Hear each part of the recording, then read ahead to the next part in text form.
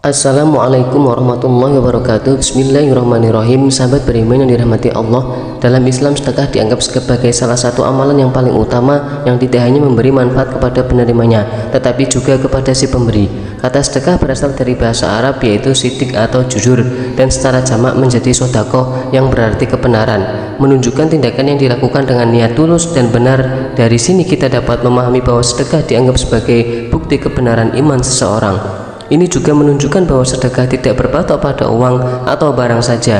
Hal ini sangat berbeda dengan infak yang berarti mengeluarkan sebagian harta untuk tujuan yang mulia menurut perintah agama. Sahabat beriman yang dirahmati Allah, pada kesempatan kali ini kita akan membahas siapa saja yang seharusnya kita utamakan ketika memberi sedekah, dan ternyata sedekah kepada diri sendiri itu lebih diutamakan dan sangat dianjurkan dalam Islam. Sahabat beriman, Al-Quran dan hadis mengajarkan pentingnya menemukan keseimbangan dalam bersedekah. Tidak terlalu banyak hingga merugikan diri sendiri, dan juga tidak terlalu sedikit hingga dianggap kikir. Sahabat Sayyidina Umar radhiyallahu anhu pernah bercerita, Rasulullah SAW menyuruh para sahabat agar bersedekah. Kebetulan pada waktu itu Sayyidina Umar memiliki harta, maka sahabat Sayyidina Umar berkata dalam hati, hari ini aku dapat mengungguli Sayyidina Abu Bakar karena tak pernah sekalipun aku mengunggulinya. Maka Sayyidina Umar pun datang dengan membawa separuh hartanya. Rasulullah SAW pun bertanya, berapa banyak yang kau tinggalkan untuk keluargamu? Kemudian sahabat Sayyidina Umar mengatakan, sebanyak itu pula.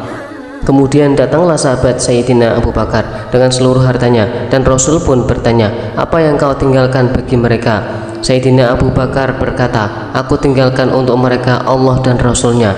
Sahabat Sayyidina Umar pun bergumam dalam hati, tidak akan pernah aku dapat mengungguli Sayyidina Abu Bakar selama-lamanya.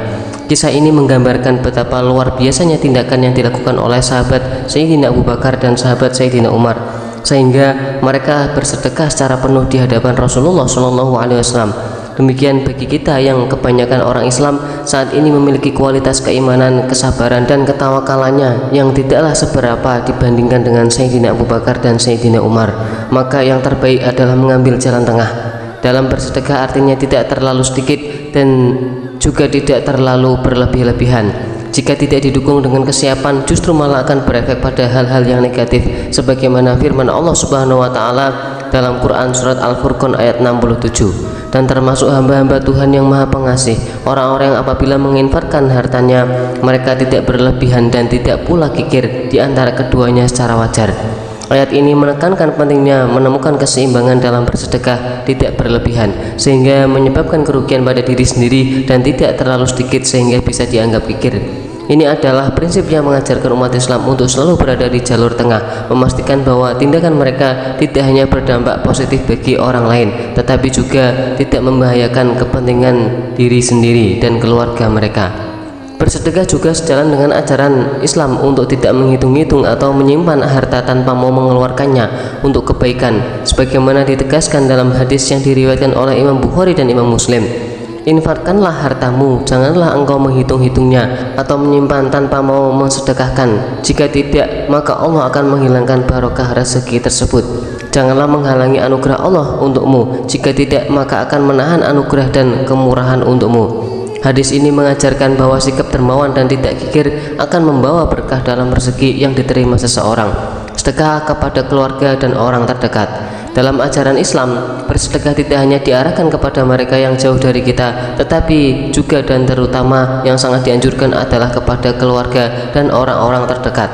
Rasulullah SAW memberikan contoh yang sangat jelas tentang pentingnya mengutamakan keluarga dalam hal bersedekah. Sebuah kisah yang menonjol adalah saat Zainab istri Abdullah bin Mas'ud yang hendak menyumbangkan perhiasannya. Suatu hari setelah sholat Idul Adha atau Idul Fitri, Rasulullah SAW memberikan nasihat kepada umatnya untuk bersedekah. Beliau melihat beberapa wanita yang lewat dan mengingatkan mereka tentang pentingnya bersedekah. Kemudian Rasulullah SAW mengatakan bahwa mayoritas dari mereka adalah penghuni neraka. Wanita-wanita itu heran dan bertanya, mengapa bersedekah berkaitan dengan status penghuni neraka? Kemudian Rasulullah SAW menjelaskan bahwa perilaku buruk terhadap suami seperti melaknat dan mengingkari haknya dapat menghilangkan kecerdasan laki-laki yang cerdas.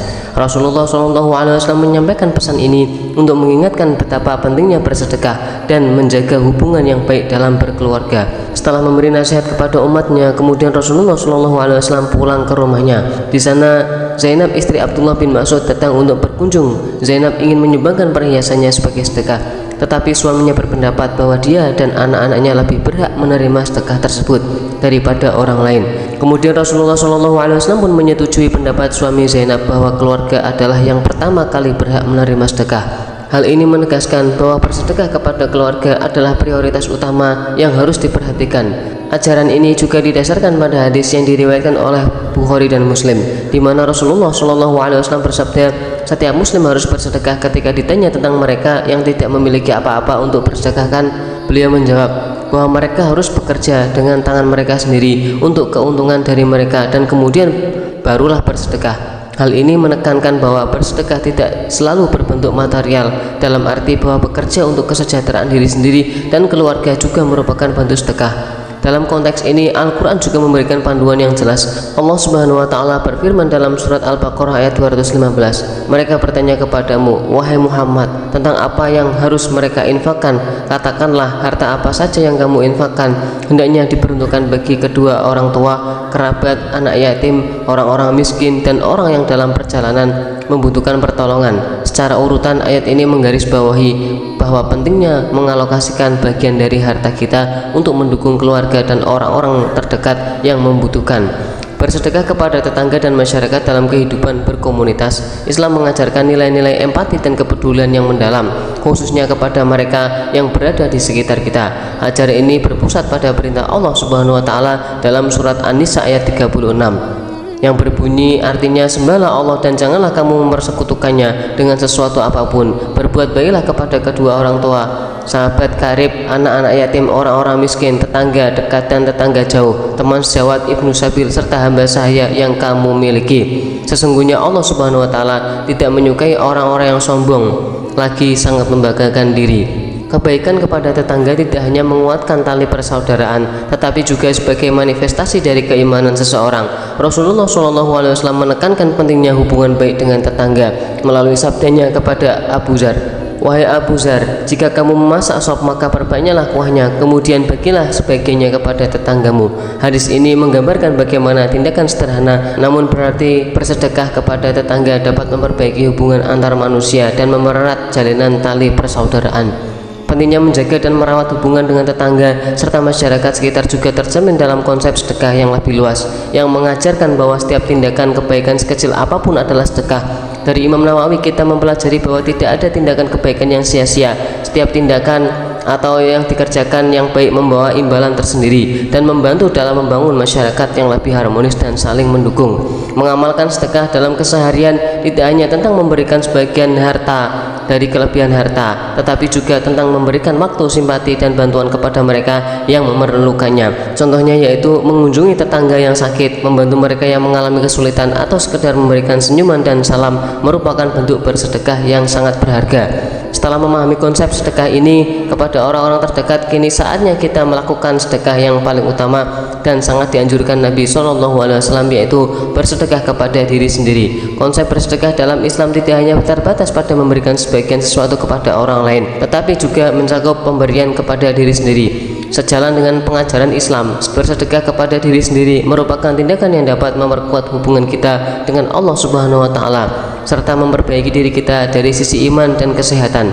Rasulullah SAW bersabda, jika salah seorang di antaramu miskin, hendaklah dimulai dengan dirinya sendiri. Jika ada kelebihan, maka untuk keluarganya. Jika ada kelebihan lagi, maka untuk kerabatnya.